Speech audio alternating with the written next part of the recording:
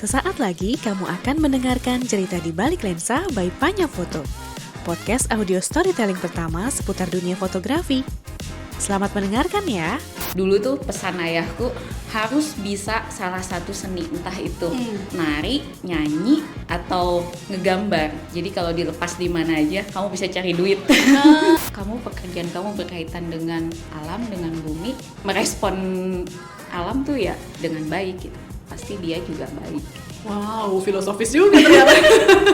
Aku merasa motret sejak di Panya itu punya tujuan. Halo, selamat pagi, siang, sore, malam, sobat Panya. Kembali lagi di cerita di balik lensa by Panya Foto. Suarakan visualmu.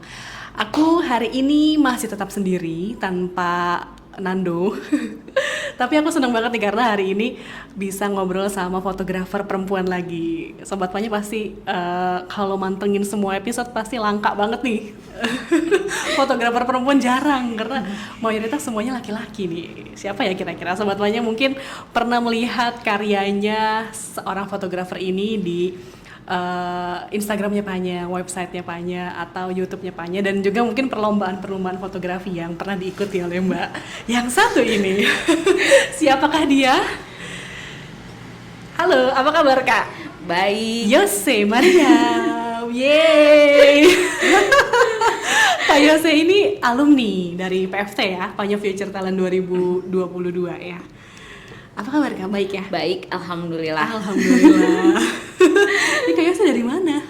Dari apa nih? Dari apa? Dari berangkat ke Bekasi ini. Tadi aku udah biasa masih ngantor. Masih ngantor. Terus aku janjian sama mentor Panya juga.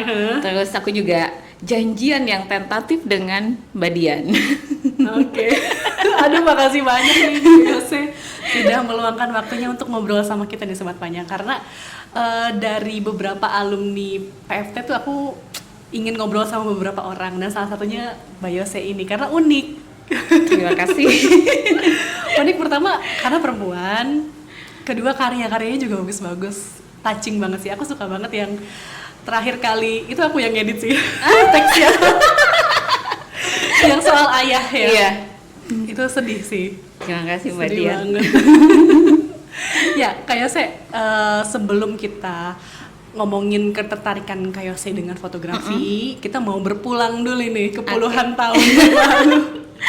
Kak Yose ini asalnya dari mana dan kapan sih first impressionnya sama dunia visual itu, terpapar sama dunia visual? Aku lahir, besar, sekolah di Bandung. Oke. Ayahku tuh, keluarga besarnya tuh bisa dibilang seniman ya. Wow. Karena sepupu aku tuh bisa nyanyi, bisa melukis. Wow. Terus ayahku juga main gitar. Terus ayahku juga motret. Sama ngelukis juga. Oke. Jadi dulu tuh pesan ayahku harus bisa salah satu seni, entah itu nari, nyanyi, atau ngegambar. Jadi kalau dilepas di mana aja, kamu bisa cari duit. Bener. Tapi tuh rasanya kontradiktif gak sih Kak? Sama kayaknya orang tua zaman dulu tuh, aduh jangan seni-seni deh, kamu PNS aja gitu. Enggak ya, di keluarga ya orang tuaku, mama sama ayah tuh enggak nyuruh jadi seniman, tapi harus punya sesuatu gitu kan, buat bekal kalau enggak bisa kerja kantoran tuh bisa nyari duit dari mana aja gitu. Punya soft skill ya. Berarti keluarga memang terbiasa dari kecil, ada yang nyanyi, ada yang tadi lukis, motret, bahkan ayah motret. Nah ini apakah dari ayah juga perjumpaan pertama kali dengan dunia visual? Sebenarnya merasa bersalah ya, karena dulu ayah suka, kamu harus belajar motret gitu. Itu satu-satunya yang tidak sempat aku lakukan. Gitu. Yang lainnya aku mencoba, selalu fail. yang nyangkut tuh satu, ngegambar. Itu sempat, cuman ya sempat sudah ditinggalkan juga gitu. Belum mulai lagi. Berarti memang justru dari kecil tuh Kak Yose mencoba mengeksplor segala jenis seni berarti sebelum ada disuruh lebih tepatnya paksa didorong iya, gitu ya. iya. Karena ini anak kok ini nggak bisa, itu nggak bisa. Oke, berarti nyoba gambar, nyoba main musik, Iya, gitu semuanya. Kalau main musik udah deh. Kayaknya ayahku juga udah nyerah. Tapi emang bakat-bakatan kali ya, Kak? Iya, aku kalau lihat sepupu aku dari pihak ayah itu ya suara mereka bagus gitu. Okay. Dan mereka rata-rata bisa main gitar gitu. Iya. Nggak apa-apa lah ya. Kayaknya gen ini aku lebih nurut ke keluarganya mama. Oh gitu. Kalau dari mama apa tuh? Enggak, mereka tuh nggak ada sama sekali seni itu nggak ada. Iya. Oke. Kayak nggak ada juga sisi-sisi romantisnya gitu ya dari keluarganya mama gitu ya. Kalau aku lihat. Berarti lahir dari keluarga yang seniman lah ya, seniman pencinta seni di Bandung. Kemudian sampai lulus, sampai kuliah di Bandung. Kuliah di Bandung, kerja di Jakarta. Oke, nah ini menariknya berarti tadi setelah mencoba berbagai jenis kesenian, tadi kan ada juga kerasa sesal dari Kak Yose nih. Berarti memang di saat ayah masih hidup belum pernah belajar? Belum pernah, tapi aku menikmati ya, gitu kayak nggak ngerti apa-apa sih, kayak suka aja gitu pergi ke museum gitu, terus lihat pameran, kayak karya-karyanya siapa gitu kalau lagi kebetulan lagi traveling gitu. Tapi ya nggak ngerti, cuman suka aja gitu. Oh, di momen itu ayah motret?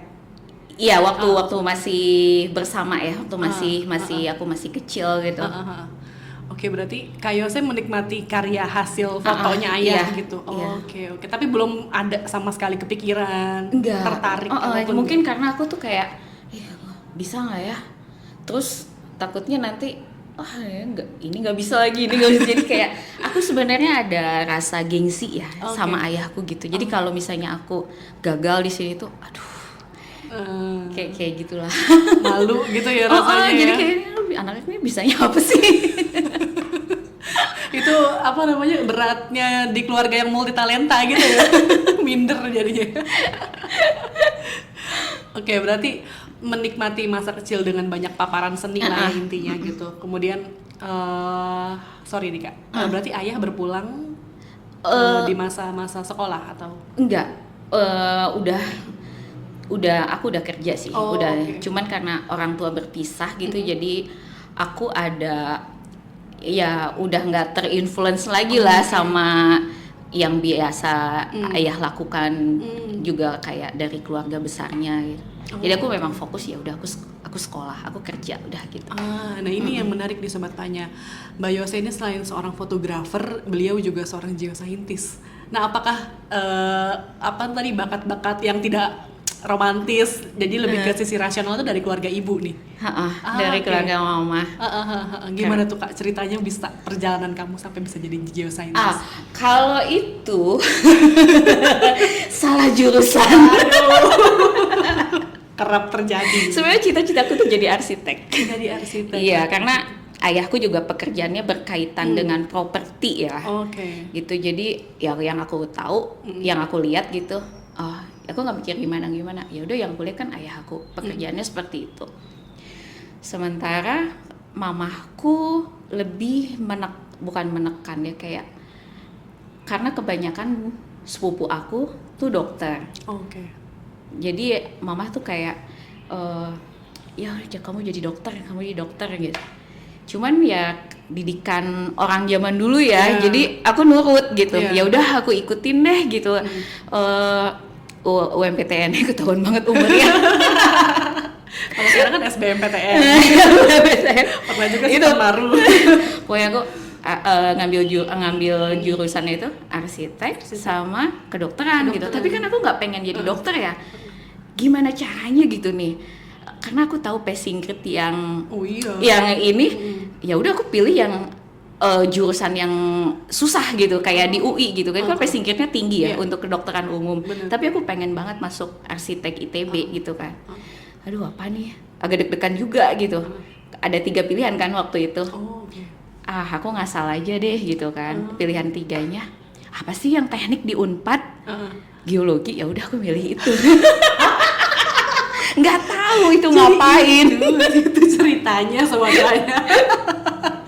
Kira ini mah ini banget kan kerjaan itu, jurusan itu kayaknya linier, suka banget kan. Ternyata kecelakaan ya. Kecelakaan. Dan ternyata akhirnya keterimanya di jurusan geografi. Geologi. Geologi. Wah, itu berat sih. Berat itu gimana Kak respons mama yang tadinya mendorong kamu jadi Masih maksa untuk ngabisin jatah UMPTN 3 kali. Astaga. Aku ikutin sih. Nunggu 3 tahun gitu maksudnya? Tahun kedua ikutan lagi, tahun ketiga ikutan lagi, dan sengaja jurusannya itu aku ambil itu yang ya kedokteran UI kan susah gitu ya. Jadi aku aku pilih yang sengaja karena aku nggak mau kuliah kedokteran kan. Dan aku tetap berusaha kalau keterima di arsitek ITB, aku pasti akan lepas gitu sekolah geologi aku gitu. Ternyata enggak. Ternyata masih berjodoh sama geologi. Iya. Aduh, kenapa ya nih? Tapi berarti setelah masuk di ITB ya, geologi. Unpad. Unpad geologi. Itu menghabiskan berapa lama dengan jurusan yang tidak kamu sukai itu? Ya ampun, aku ngebayangin aja nggak bisa loh. Aku lulusnya cepet loh. Wah. Lulus cepet karena nggak tahan kayaknya. 4,5 tahun. Wow, 4,5 tahun. Keren. Sebenarnya lama-lama yang membuat aku nyaman karena nggak perlu belajar. Gimana? Aku benar-benar buta Kak, benar-benar blind soal geologi. Gimana sih Kak? Geologi itu kan ilmu bumi ya. Di situ kami sekolah tuh banyaknya tuh lebih ke field trip. Wow. Jadi jalan-jalan gitu, meneliti alam, batuan. Teman-temannya asik semua. Waduh. Jadi mungkin itu yang bikin kerasan ya. Jadi nggak ngerasa pressure belajar gitu. Itu sih yang bikin aku tahu-tahu udah waktunya lulus. Gitu, naik-naik gunung gitu berarti ya Kak? Ke sungai. Ke Sungai karena kan banyak batuan tuh di sungai. Gitu, neliti batuan. Ini informasi baru nih. Sama sekali mind blowing, nggak tahu apa-apa soal geologi. Oh ternyata mungkin sobat Panya yang pengen jurusan yang jalan-jalan bukan cuman bukan cuman jurnalistik atau pariwisata, ternyata geologi juga. Iya, lebih geologi. Ya kalau suka trekking gitu, ya udah pilih geologi aja. Tips tuh ya dari Mbak Yose ya, ambil jurusan geologi. Itu tapi sebelum jalan-jalan kan harus punya ilmunya dulu dong Kak. Berarti semester 1 semester 2 di laboratorium atau gimana? Enggak, itu ada basic ilmu bumi ya. Dari mulai pertama kali bukan bumi diciptakan dari versi itu agama bukan. Iya, jadi umur bumi ini sekian juta tahun gitu. Terus kemudian kayak terjadinya pulau, kemudian terbentuknya batuan ini umurnya berapa, terus batuan ini ada 3 tipe gitu, batuan beku, sedimen, sama metamorfosa. Aku nggak akan cerita ini ya, aku juga udah lupa lagi. Waduh, nggak nyampe nih otakku nih. Itu basicnya sih, basicnya itu kayak belajar fosil, kayak apa sih? Yang di arkeologi, yang di itu juga yang di Solo tuh Sangiran ya. Jadi evolusi manusia ya. Nah itu juga belajar juga. Jadi sebenarnya tuh ilmunya lintas disiplin ya Kak ya? Iya, ilmunya semua sih. Jadi ilmunya belajar eksak tuh kan biasanya kita ada didikan Orba gitu ya Kak. Biasanya kan dikotak-kotakin ilmu sosial. Ini benar-benar ilmu. Kalau salah satu mantan bosku bilang ya, harus punya hati yang baik, jadi merespon alam juga akan baik gitu. Aku ingat banget ya, salah satu bosku tuh bilang, kamu pekerjaan kamu berkaitan dengan alam, dengan bumi, kamu harus punya, kayaknya terlalu lebay kalau hati yang bersih. Merespon alam tuh ya dengan baik gitu, pasti dia juga baik. Wow, filosofis juga ternyata. Jadi memang perpaduan ya Kak. Maksudnya ilmu sosialnya dapat, dari segi manusianya, perspektifnya belajar, tapi alamnya juga ya. Oh Iya. wow. Oh menarik ya ternyata. Tapi kan harus anak IPA ya Kak. Iya, IPA. SMA IPA ya. Iya, nggak bisa. IPA. Fail, aku fail. Aku broadcasting Sobat Panya tidak lolos. Oke. Nah setelah lulus tuh Kak, sorry. Nah kamu di masa-masa kuliah itu ikut UKM gitu nggak sih Kak, atau komunitas, atau sudah ada benih-benih untuk mengenal foto lagi Kak? Enggak. Oke. Justru malah sibuk dengan aktivitas olahraga. Oh wow. Karena kami tuh di jurusan geologi, ospeknya itu lama banget. Dan tapi ospeknya itu diisinya dengan aktivitas olahraga. Terus aku sampai berpikir, gua nih kuliah jadi atlet. Atau karena memang harus kuat jalan Iya. trekking gitu ya Kak? Iya, Oke. karena kan banyaknya belusukan ya. Jadi mungkin stamina gitu Oke. kan. Tapi memang jurusan Kakak doang, jurusan lain nggak kayak gitu? Setahu aku enggak ya. Oh oke. Mempersiapkan fisik ya. Iya. Oke. Ih, seru banget ya. Berasa satu kelas tuh mapala semua. Oke, berarti itu benar-benar kakak itu lebih banyak latihan fisik, kemudian terjun ke lapangan, observasi gitu ya, riset-riset. Jadi 4,5 tahun itu full.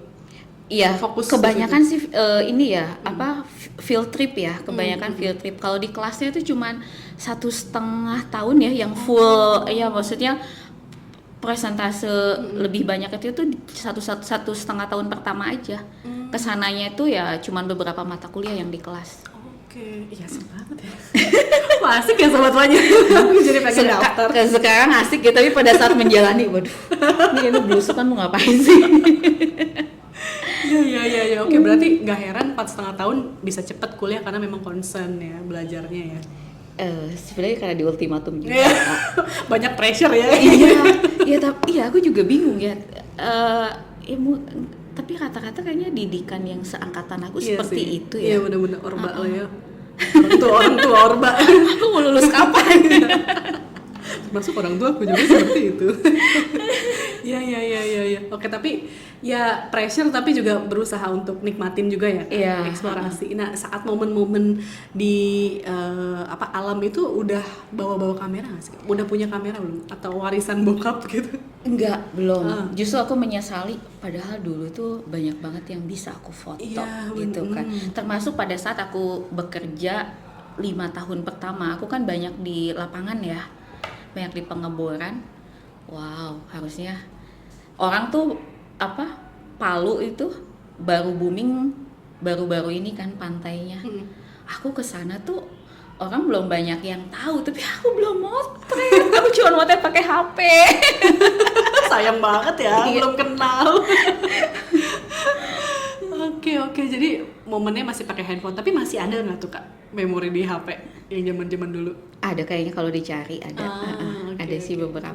Mungkin aku harus scroll ini Facebook aku ya, iya, yang zaman-zaman dulu banget. Untung ada Facebook ya. Iya, untuk ada Facebook. Masih ke arsip. Iya. Oke, berarti Kak Yose 4,5 tahun geologi, kemudian lulus dan langsung menjadi geoscientist. Serabutan dulu kerja. Oke, nah ini pasti menarik nih. Gimana nih Kak ceritanya?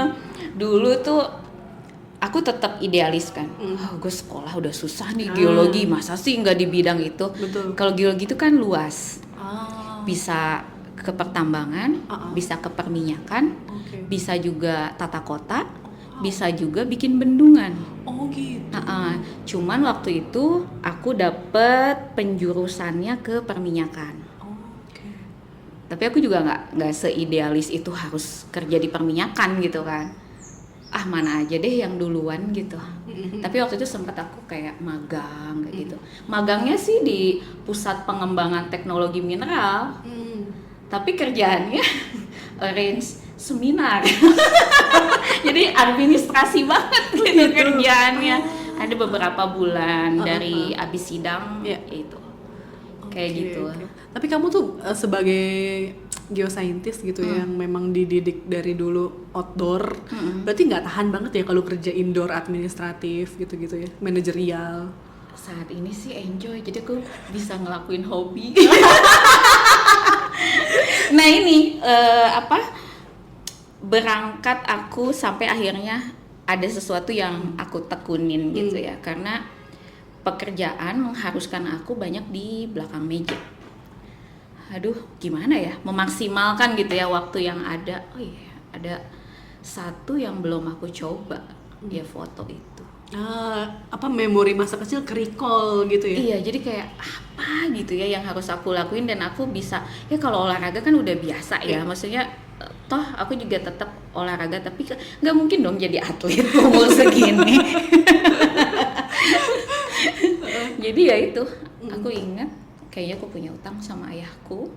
Masih ada sih saat itu ya, saat aku ngelakuin hobi aku itu tuh, ayahku 2017 pertama kali aku bener-bener yang motret pakai kamera. Oke, nah itu pas kamu motret pakai kamera, ayah gimana tuh Kak? Karena hubungannya juga nggak terlalu akur ya, jadi jadi aku nggak yang bilang aku motret gitu. Oh iya. Kita harus tosan nih Kak, sama-sama anak broken home. Sama banget Kak, aku juga broken home dari SD kalau aku. Jadi kayak aku benar-benar ngerasa fatherless lah gitu. Jadi pas aku ngedit caption kamu, ya ampun kok bisa ya anak perempuan secinta itu sama ayah. Ya aku nggak bisa kayaknya. Kalau saya jadi berlinang air mata, maaf. Kalau kata psikolog aku tuh dulu mikir apa sih daddy issue ya gitu ya. Iya. Ini toh. Iya. Kayak gitu. Tapi aku juga maaf ya Kak, Gak mau. membongkar trauma nih sebenarnya. Tapi aku juga rutin ke psikolog sih Kak, untuk mengobati ya. Tapi kebetulan ayahku baru meninggal beberapa bulan yang lalu, jadi ngerasa oh iya juga ya daddy issue. Dan setelah baca riset ya Kak, ternyata Indonesia tuh jadi negara ketiga di dunia yang paling banyak fatherless. Dan itu impact banget ternyata, apalagi untuk kita yang anak perempuan kali ya, menilai lawan jenis gitu tuh punya pengaruh yang besar. Jadi aku pas ngelihat kamu itu karya kamu itu sentimental banget, astaga. Aku sih ini harus terima kasih ya sama Panya gitu. Kalau nggak jadi VFT dan bikin sesuatu gitu, kayaknya aku nggak akan pernah ke psikolog. Oh, triggernya justru pas pada saat itu ada yang mengaduk-ngaduk ya, jadi curhat. Iya, terus ya mentor aku Mas Joy, terus coba deh kamu ke psikolog gitu. Iya, berhasil. Oke, pantesan Mas Yusni tuh di podcast sebelumnya ngomong. PFT tuh bukan pendidikan, sesi konseling. Tapi memang Kak? Mungkin untuk menciptakan, berarti Kak Yose juga ngerasa nyaman gitu ya untuk bercerita di Panya Future Talent. Nggak tahu ya bawaannya ya sama open gitu. Apalagi sama mentornya Mas Joy, bawaannya mau curhat. Ini bukan aku aja yang bilang, beberapa PFT yang seangkatan. Lu kalau mentornya Mas Joy bawaannya lu pengen curhat deh. Oh gitu, nyaman ya, kelihatannya aman, ruang aman ya. Ntar kita ngobrol sama Mas Joy. Oke, berarti aku kan ngelihat karyanya Kak Yose tuh yang tentang ayah itu ya. Itu ada foto ayah, terus ada foto-foto pegunungan dan lain, itu memang foto ayah, karya ayah. Enggak, jadi aku tuh sebenarnya di balik buku ini itu kan aku sebenarnya nyari ya foto. Saat itu aku merasa aku udah kumpulin foto-foto yang aku kecil sama ayah gitu. Ayah kan ya rajin motret juga. Pas aku ngerjain project semester 2 ini disuruh nyari gitu kan. Arsip ya, nggak ada. Aku cuma punya 3. Cuman punya makanya judulnya itu kan. Cuman punya 3 foto. Tapi aku merecall dulu tuh sama ayah gimana gitu. Aku kolaborasi dengan pelukis Alodia. Aku cerita. Aku punya momen yang itu tuh kayaknya masa kecil aku banget, dan itu yang jadi kayak aku jadi mengerti gitu kenapa aku sekarang tuh kok aku suka gitu ya, padahal trekking itu kan capek, panas gitu terus kan. stereotyping perempuan itu jarang suka outdoor. Terus gue nggak enak banget gitu, tapi aku tetap aja gitu, aku suka gitu kan. Oh iya, dulu kan dari kecil aku bahkan dari masih balita gitu ya, sama ayah tuh udah dibiasain jalan dan memang berdua, bukan dengan mama aku gitu.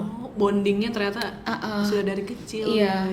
Terus aku cerita malu dia. Ini yang aku ingat tuh terutama gitu ya, di area-area sini terus selalu dia gambarin. Oke, aku bilang itu masuk ke buku aku. Itu tuh lukisan ya ternyata ya kayak. Ada 3 itu ilustrasi dari Alodia. Berarti yang foto yang jepretan ayah itu yang ayah, terus yang mana lagi yang kamu kecil ya Kak? Iya. Satu lagi yang mana tuh? Yang bareng sama ayah itu yang aku bayi di gendong. Ada itu ibu. Satu. Terus satu lagi itu foto aku wisuda. Itu. Terus satu lagi yang foto beberapa bulan sebelum ayah meninggal. Jadi aku sempat foto. Jadi waktu itu ayahku lama di rumah sakit, terus tidak disangka sehat ya, bisa dibilang sehat paripurna gitu. Terus nggak lama. Biasa kan ya kalau orang tuh jadi kayak PHP-in gitu. Tahu-tahu berapa bulan, 3 atau 5 bulan meninggal. Iya. Fluktuatif gitu ya. Aku sempat foto sebelum itu meninggal. Nah berarti ternyata pantesan sedih loh. Terus soalnya temen aku juga kan follow Panya kan, terus dia nanya ini karyanya siapa sih? Mbak Yose Mariam nih, Instagramnya ini gitu. Sedih banget ya dapet gitu loh. Ternyata memang mungkin kamu juga membuatnya penuh rasa ya. Jadi apa tuh Kak, kamu sebagai geoscientist yang berapa tahun total kamu jadi geoscientist? Aduh, mau ngitung umur lagi nih. Ya berbelasan tahun lah ya. Aku 2004 sih mulai kerja sampai sekarang. Iya, alhamdulillah. Wow, belasan tahun menjadi seorang belasan atau puluhan tahun menjadi seorang geoscientist. Dan ketika 2017 itu berarti mulai motret, mulai lagi motret gitu ya, terus juga nge-recall memori sama ayah. Dan ternyata ini opiniku ya Kak, sebagai yang melihat karya kamu, itu menjadi rilis kamu nggak sih Kak? Iya, terapeutik. Terapeutik ya. Iya. Aku kan diajarin Mas Joy. Selain motret, bikin juga medianya cyanotype. Oke. Nah, itu kayak menghipnotis gitu loh, jadi kayak tenang gitu, anteng gitu. Oke. Pantesan dia anteng banget kayaknya. Mas Joy, Anda anteng sekali terlihat. Iya, terapi ya. Terapi sendiri. Oke, berarti sebelum kita ke karya Mbak Yose lagi nih, ikut PFT bisa terpapar ada informasi soal PFT tuh dari mana? Sebenarnya aku udah lama kepo Panya nih. Cuman lihat dong lokasinya. Iya, Bekasi ya. Jauh gitu. Iya. Waktu itu aku sempet ketemu Mbak Swanti, salah satu guru pertama aku motret, Ence Chin, bilang, itu terkenal loh. Iya. Aku kan masih belum ngerti kan, terus pas aku kan suka kepo gitu. Oh ini sama Panya gitu. Terus beberapa kali aku ikut kayak kelas pendeknya Mbak Swanti tuh, waktu itu ada yang tentang bagaimana membuat portfolio. Aku juga nggak ngerti dulu portfolio ini apaan sih, apa gunanya gitu kan. Aku ikut itu, ya aku ikutin aja lah gitu kan. Karena kan emang kebanyakan waktu saat itu. Bingung mau ngapain. Nah terus pandemi, Panya bikin kelas pendek tuh photocam ya. Nah aku ikut kelasnya Pak Edi. Terus kayaknya susah nih kelas gitu kan. Karena aku sebelumnya udah yang aduh kok gini-gini aja gitu ya. Bukannya sombong nih. Iya mungkin pendekatannya. Aku kan gitu, kalau nggak ada tantangan tuh ya udah lepas gitu kan. Terus ada PFT 2021 ya. Yang pertama ya. ikutan nggak ya? Nanti dulu deh, aku lihat dulu gitu kan. Daftar deh 2022. Aku daftar gitu kan. Agak bingung juga tuh pas di interview. Buset, ada interviewnya gitu. Wah, ini beneran nih. Ini bukan kaleng-kaleng gitu kan. Orang ke situ rata-rata udah bisa motret dulu gitu kan. Udah bisa motret dulu, abis itu punya ide apa gitu buat bikin ceritanya gitu kan. Ya udah, aku ikut. Yang tadinya itu buat ngisi waktu karena pandemi. Aku nggak bilang beban ya, tapi karena lingkungan satu angkatan itu ya, teman-temannya bagus-bagus gitu ya. Mereka pinter-pinter, terus apa namanya? Kreatif gitu. Terus yang tadinya aku mau ya udahlah cuman buat ngisi waktu, kan aku malu ya kalau teman-temannya bagus-bagus gitu ya, kayak jomplang banget gitu kalau nggak oke gitu kan. Itu sih yang aku rasakan di PFT. Seneng banget berarti ya Kak, maksudnya terpilih kan, karena kan nggak semuanya lolos kan. Terus kan pas lihat, ini udah kemana-mana gitu kan. Wah, kalau gue sih motret ya biasa aja gitu-gitu aja. Tapi memang 2017 itu kamu mulai motret itu koleksi pribadi aja Kak, atau kamu kirim ke media atau gimana? Enggak, aku koleksi. Aku nggak pernah ngirim ke media, tapi aku pernah ikutan. Mas Yopi kalau denger ini pasti ketawa. Aku pernah ikutan yang salon foto gitu. Sebenarnya cuman buat ini aja sih, buat foto gue diterima gak sih gitu, kayak pembuktian. Karena kan orang-orang sekitarku tuh bilang, lu kalau ke situ tuh ya fotonya tuh yang harus yang editingnya bagus banget gitu. Aku kan paling males berat. ngedit software gitu, aku paling males ya. Ya udahlah, aku motret apa adanya gitu ya. Maksudnya apa yang ada di kamera gitu. Udah aku kirimin gitu. Diterima. Ya udah, aku udah maksudnya accepted gitu, ya udah aku nggak penasaran lagi kan. Ya udah cukup sampai di situ gitu. Oh, itu di mana Kak? Di luar negeri? Enggak, itu salon foto, event yang banyak deh, kalau lihat Instagram tuh banyak tuh yang salon foto. Oke, karena Kak Yose kan sempat parah. Nggak boleh dikasih tahu dulu ya. Takut pamali. Ya intinya Kak Yose sedang inilah ya, mengirimkan karyanya lah. Amin. Kemana nanti aja. Nah, ngomong-ngomong soal itu tuh Kak, apa ya, setahun itu kan intens ya, maksudnya tiap Sabtu terus ada tugas akhirnya, ada tugas risetnya, tantangan itu gimana cara membagi waktunya tuh Kak? Aku tuh kalau ada tugas gitu ya, aku kayak punya utang loh. Iya benar. Kayak cepet beres. Ini Mas Yusni pasti relate nih. Dengar bahasa dia. Dia juga gitu kan, kayak pengen cepet beres. Itu sih aku, kalau ya aku harus beresin, tapi ya nggak ngasal juga ya, maksudnya ya udah maksimalnya aku segini gitu. Tapi Kak Yose memang kerjanya weekday, weekendnya aman? Kadang-kadang ya nggak aman juga, tapi aku kan semester 2 tuh aku banyak bolos sebetulnya. Banyak bolos tapi tugas harus tetap ngumpulin gitu kan. Ada tuh di teman PFT juga kayak, lu bolos lagi. Gitu. Tapi ya so far sih enggak yang beban gitu, enggak. Ya selesai juga gitu. Tapi enjoy ya Kak, menikmatinya sih. Tadi. Nah, ngomong-ngomong soal semester pertama itu kan Kakak soal keris ya. Nah, ini apa sih Kak sebenarnya dari sudut pandang Kak Yose ini? Apalagi mungkin apa ya, jokes-jokesnya lah ya, di anak-anak itu ada komunitas fotografer hantu, ghost fotografer, gitu-gitu. Nah, kalau Kak Yose sendiri kan menangkap soal klinik nih dan keris itu sendiri, itu gimana tuh? Apa ya? Kenapa memilih tema itu, dan kemudian juga apa yang menariknya sih dari sisi klinik di manusia modern sekarang? Awalnya kenapa memilih keris? Aku ingat ada kisah di keluarga aku. Ya ini masih sebetulnya relate juga sama semester 2 ya, proyek semester 2. Ini berangkatnya tuh dari kisah ayah kan juga. Jadi aku sempat ada temannya ayah mungkin ya membicarakan soal keris, dan itu juga sepertinya jadi trigger dengan mamahku jadi kurang harmonis gitu ya. Ya, perbedaan pandangan sih terhadap keris ya. Mungkin mamahku tuh yang hitam-hitam putih-putih gitu ya, nggak ada abu-abu gitu. Kalau aku sendiri, aku awalnya gitu. Aku awalnya lu ibadah tapi masih gini-ginian gitu kan.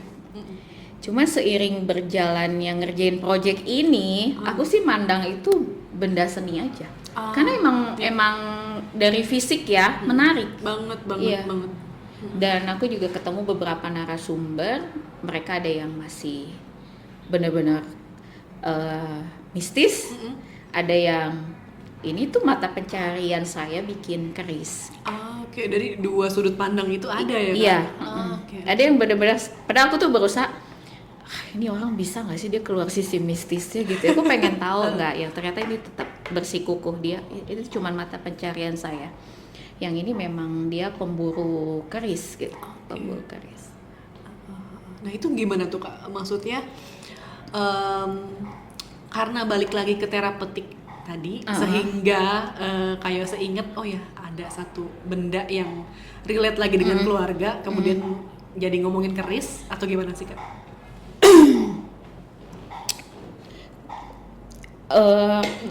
Aku sebenarnya tuh kayak dulu kan mungkin ingatan masih setengah-setengah gitu ya. Aku kayak cari tahu tuh apa sih sebenarnya gitu. Karena aku punya versi sendiri untuk ketidakharmonisan di keluargaku gitu kan. Tapi kan lama-lama gitu ya, terutama setelah ketemu psikolog gitu ya, aku jadi dulu mungkin aku kayak ngeblok gitu memori ya, aku nggak mau ingat gitu. Tapi dengan setelah sesi konseling itu, jadi lama-lama ini ke recall ya. Jadi oh ya, kayaknya aku perlu cari tahu juga sih dari sisi ini seberapa berpengaruhnya gitu terhadap orang tuaku. Apa sih gitu yang membuat mereka benar-benar menjadi tidak harmonis gitu. Wah, relate lagi nih.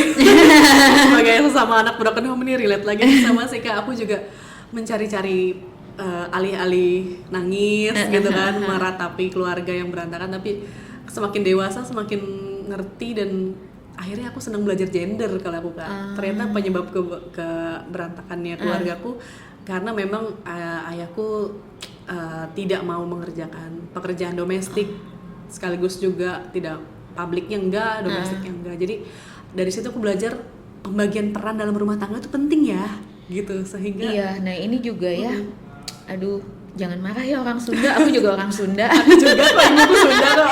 Iya, katanya di orang Sunda tuh pria itu nggak mau mengerjakan pekerjaan. Stereotypingnya. Tapi ayah aku tuh enggak, justru lebih telaten gitu ya, lebih telaten ketimbang mama aku gitu. Kayak kalau orang Sunda bilang resik ya, resiknya tuh ayahku tuh resik banget ya. Aku juga dulu, sekarang juga aku masih sih berpikir beberapa mungkin ya, ya laki-laki Sunda tuh biasanya ada kecenderungan seperti itu gitu. Iya, mungkin kalau di-compare sama Jawa, kayaknya kalau Jawa lebih ini ngomong anak tuh nggak merasa malu, nggak gengsi. Untung aku orang Sunda jadi nggak akan dihujat. Aku juga ada Jawanya, sama aja. Ya itu kan stereotyping ya, stereotyping yang zaman dulu, dan pastinya belum tentu benar juga. Oh ya gitu ya, jadi perpaduan antara fotografi dan psikologi berarti nih momennya PFT ya Kak. Jadi kamu membongkar itu dari Mas Joy terapeutik, kemudian juga kamu ke psikolog, akhirnya merecall memorinya sampai membongkar sisi-sisi, dan akhirnya aku bisa nangis. Aku susah nangis. Iya. Itu kalau kayak orang nggak punya hati gitu loh. Itu khas banget anak broken home sih. Aku juga gitu. Iya. Tapi dengan PFT jadi bisa merecall terus jadi aku tuh yang memori sama ayah gitu ya. Aduh, itu yang indah banget. Dulu kan nggak mau inget ya. Tapi setelah dari psikolog itu Makanya aku bisa minta Alodia bikin ilustrasi karena aku jadi ingat gitu. Iya. Sebelumnya tuh susah gitu Iya, kan. karena masih diluputi Itu perasaan. kayak itu tiba-tiba aja muncul. Oh ya dulu gue gini. Wow, dahsyat banget ya. Jadi ada dua sisi nih, cover both side nih. Waktu wawancara Mas Yusni ternyata terbukti. Oh, ini ya pembuktian. Kesaksian. Oke. Karya itu apa? Kalau kayak melihatnya, jadi mungkin ketika kita sudah dewasa gitu ya Kak, melihat keluarga kita yang broken di masa lalu, jadi kayak kalau aku ya Kak, jadi lebih memaafkan sih Kak, karena pertama nggak ada ilmu parenting. Iya. Jadi orang tua zaman dulu punya anak ya eksperimen, ya kan? Aku tidak akhirnya gini. Sebenarnya tuh aku cukup satu aja sih. Jadi kayak ya, udah bisa, kalau dulu tuh ke makam ayah itu kayak kewajiban kali ya. Kalau sekarang tuh memang, dan dulu aku selalu berdalih perempuan nggak perlu ke makam gitu kan. Aku selalu berdalih begitu kan. Nah, sekarang aku bisa merasakan kangen aku sama ayah gitu. Dulu kan nggak apa ya, kayak ngehindarin gitu ya, mungkin tidak mau memikirkan. Oh ini Panya jadi jadi podcast curhat nih. Gak apa-apa dong, ini kan menggali sisi non teknis ya. Iya ya Kak, aku mungkin kalau masih ada umur gitu pengen sih, maksudnya kayak menggali sisi kerinduannya sama ayah, karena ikut ibu kan. Tapi sebenarnya mungkin ada sisi romantisnya gitu ya di masa lalu, tapi belum, masih tertutup sama kemarahan gitu-gitu ya. Mungkin lebih harus bisa merilis lagi. Aku mau coba psikolog ya, aku kunjungi. Jadi rekomendasi psikolog nih. Wah, aku harus minta royalti sama psikolognya. Oke. Jadi apa ya Kak, dari semua medium tadi, fotografi itu apa sih Kak? Maksudnya bagi kamu, arti bagi kamu setelah menempuh perjalanan 2017, motret untuk koleksi pribadi, kemudian ikut lomba salon, terus juga ikut Panya. Fotografi itu kekuatannya apa sampai bisa kamu akhirnya teguh nih tetap memotret sampai hari ini? Aku dapat ketenangan sih. Itu jadi kayak kayaknya kalau nggak motret ada yang, walaupun aku nggak motret tiap hari ya, kayaknya ada yang kurang gitu. Kalau sekarang setelah ikut Panya lebih terarah gitu ya, motret tuh nggak kayak, ya aku merasa motret sejak di Panya itu punya tujuan. Bukan asal, ya aku juga suka sih motret asal jepret gitu ya, tapi kalau untuk aku jadi kayak punya etika gitu, nampilin foto gitu. Kalau dulu kan ya udah, dan aku nggak tahu itu apakah menyinggung orang lain atau enggak gitu kan. Terus kayak kita punya hati apa enggak gitu kan menampilkan foto itu. Nah, sekarang tuh aku jadi, aku mau motret kayaknya ada kayak kaidahnya gitu ya. Kayak bikin cerita juga. Dulu waktu masih banyak lapangan, kayak apa sih, bukan sifat manusiawi ya, kayak tata krama mungkin ya, tata krama dengan orang itu tuh aku masih pegang banget gitu ya.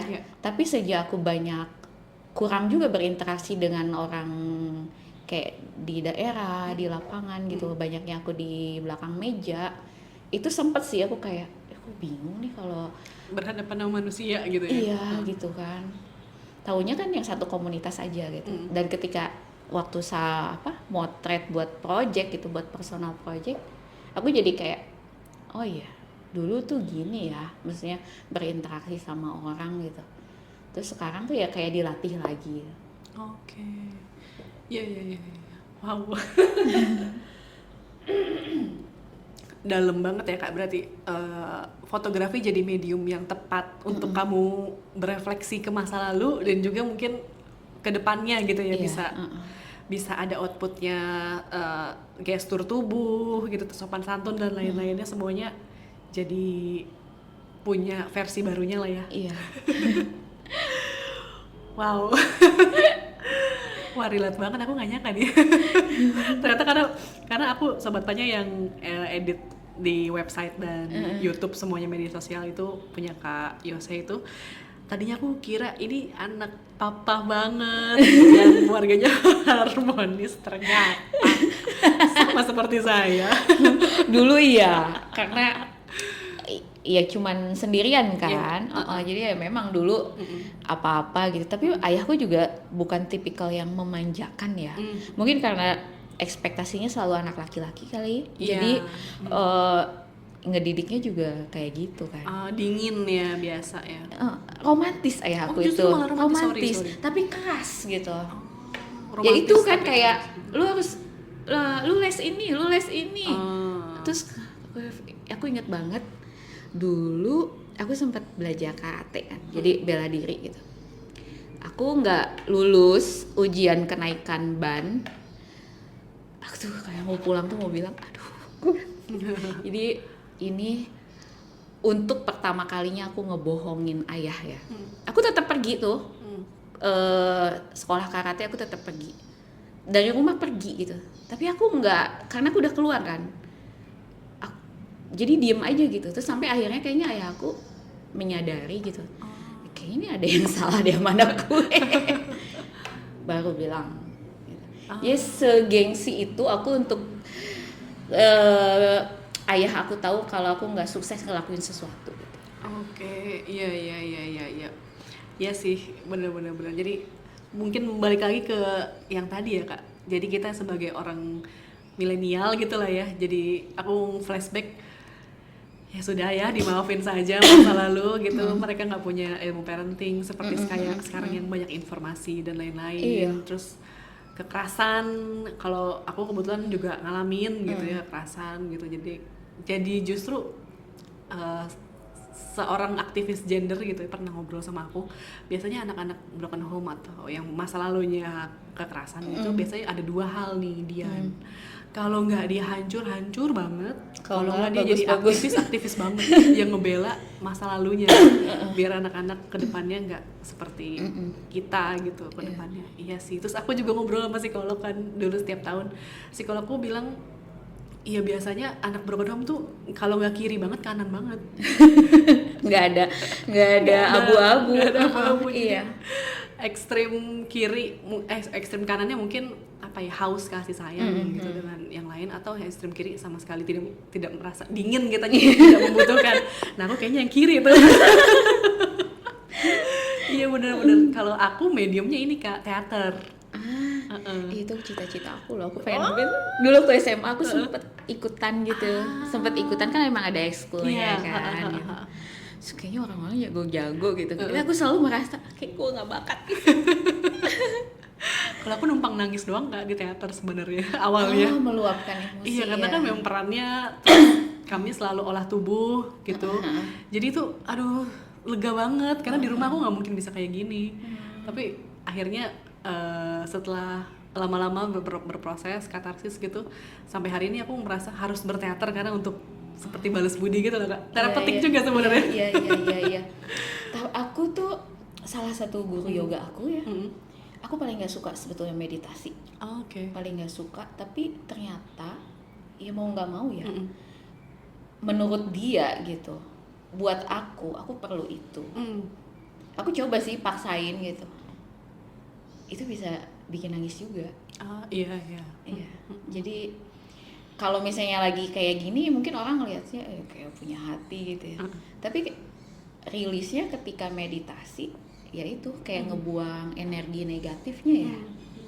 Itu sih yang aku juga baru-baru ini sih kayak merasa itu kayak bagian dari rutinitas aku gitu kan. Bangun tidur sama sebelum tidur biasanya. Iya. Nih kalau Ci Olive dengerin nih, aku lakuin loh. Ci Olive tuh guru. Iya, salah satu guru yoga aku. Aku tuh pernah belajar meditasi loh Kak di Krecek, Temanggung. Jadi di sana ada dusun Buddhis, 100% Buddhis itu. Iya aku pernah dengar. Itu yang kalau ritual pas Waisak pakai obor-obor gitu ya. Yes, betul Aku sekali. belum sempat motret ke sana. Aduh seru banget Kak. Aku di sana awalnya liburan gitu nyari curug buat belajar meditasi. Terus lama-lama liputan kan. Kedua liputan. Tapi di sana aku live in Kak, tinggal di rumah warganya gitu. Ih, seru banget. Apa namanya di sana 99%, jadi 1% satu orang ada yang muslim, yang selebihnya Buddhis semua, Buddhis Theravada. Apa namanya, aku senangnya di sana tuh mereka punya tidak berkiblat sama Borobudur gitu loh Kak. Kalau orang Buddha kan kebanyakan sentralnya di sana, tapi dia membangun desanya sendiri seperti ya udah rumah ibadah. Kita tinggal di sini, ibadahnya di sini gitu. Nah, itu seru banget sih. Jadi kayak perpaduan kejawen juga sama Buddha. Menarik banget Kak. Aku harus ke sana. Aku live in 3 hari di sana. Terus gimana? Aku jadi aku yang nanya. Seru banget sih Kak. Apa namanya? Tapi aku mungkin ya nggak tahu ya, tapi kayaknya belum cocok sih kalau meditasi. Karena aku susah merem lama.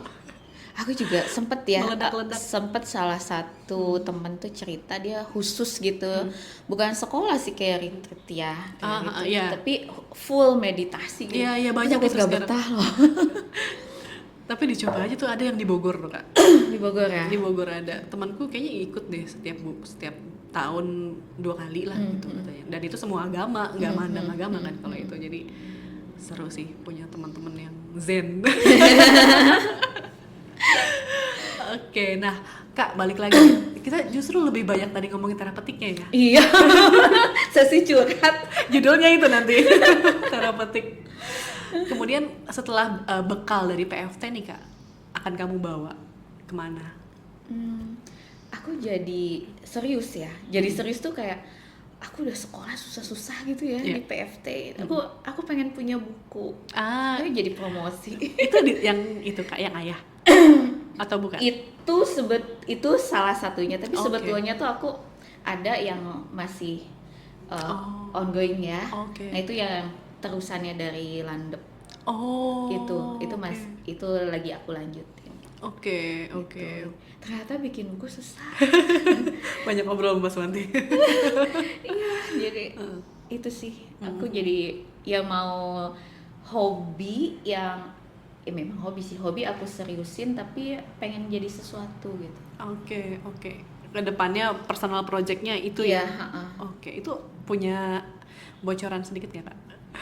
Bakal kapan? Keluarnya kapan? Kayaknya penasaran gitu. Kalau Landep itu masih motret, udah mulai sih nyicil proses editing. Mudah-mudahan nggak lama ya. Tahun ini Kak. Mudah-mudahan. Kalau yang ayah tinggal cetak aja. Ayah tinggal cetak aja. Oke. Ayah tinggal cetak aja, udah selesai sih. Nah, itu respons keluarga gimana tuh Kak? Membaca ayah itu, buku ayah. Mamah sih ya, mamahku kan 3 bulan terakhir ini didiagnosa demensia. Tapi aku sempet cerita gitu kan, dari mulai Landep sih aku cerita gitu. Mamahku seneng. Dia seneng aku punya hobi yang kayak mamaku sebenarnya agak-agak banci tampil. Jadi dia seneng kalau misalnya aku punya sesuatu dilihat orang gitu. Oke. Dan itu juga membantu nggak sih Kak? Demensia itu kan ingatannya berkurang kan ya, membantu dia mendapatkan memori-memori masa lalunya. Ya sayangnya ya, aku juga masih adaptasi dengan kondisi mamaku gitu. Dan yang dia ingat kan masa sekolahnya. Aku kan nggak tahu cerita-ceritanya mamahku zaman sekolah gitu. Sementara kan dokter bilang kita harus mengikuti ingatannya mereka. Oh gitu. Aku juga awalnya harus aku luruskan gitu. Ternyata itu salah. Kita harus mengikuti mereka. Jadi dalam hal ini kasarnya yang waras tuh mereka. Oke. Aku juga baru tahu gitu. Gitu. Ya aku masih dalam adaptasi. Iya benar, nggak mudah ya Kak. Iya. Karena sebenarnya mendampingi orang tua yang demensia itu juga butuh psikolog ya. yang untuk mendampingi gitu Kak. Kita kan bukan para psikolog gitu yang bisa ngerti. Pelan-pelan lah ya. Aku ada caregiver buat mamaku. Jadi aku lebih banyak dapat referensi dari dia gitu. Dulu dia pernah handle pasien demensia begini-begini. Jadi aku belajar dari dia sih. Dan kekuatan fotografi yang terekam, terarsipkan, mungkin tuh jadi apa ya? Jadi medium yang oke banget gak sih Kak? Iya, jadi ada mamaku tuh akhir-akhir ini tuh sering ingat orang tuanya gitu. Untung ada foto. Gitu. Untung ada foto, jadi bisa liatin kan foto orang tuanya. Jadi dia selalu merasa ketika aku yang ngomong sesuatu gitu yang kayak bukan nasihatin ya, kayak ngingetin gitu, mama makannya yang banyak atau apa gitu. Dia merasa itu orang tuanya yang bilang. Oh gitu. Gitu. Jadi iya sih, itu jadi kayak ke aku gitu ya. Iya, motret tuh penting banget kayak buat nge-recall. Kemarin juga kayak dia ingat teman-teman kuliahnya, kebetulan ada foto masa mudanya gitu kan. Aku liatin, nah dia, oh iya ingat gitu.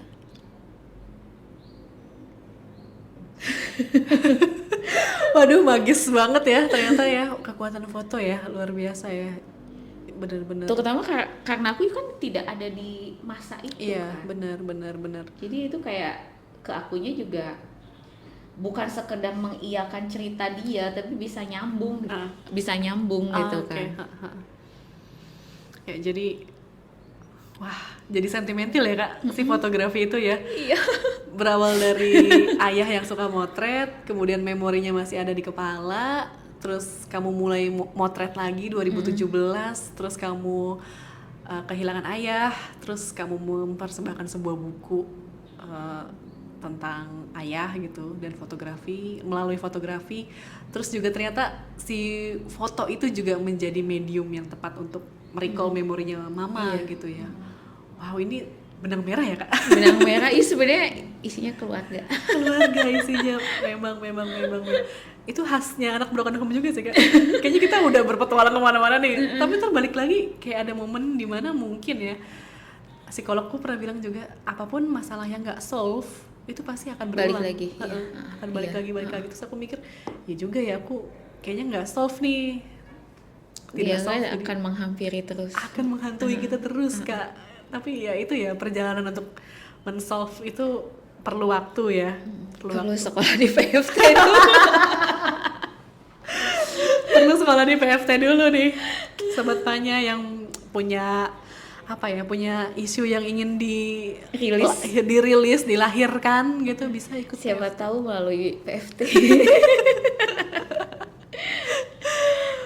Wah, banyak banget ya ternyata. Aku nggak nyangka lah intinya. Aku nggak nyangka banget ternyata bisa sentimental ini ngobrol sama Kak Yose. Wow.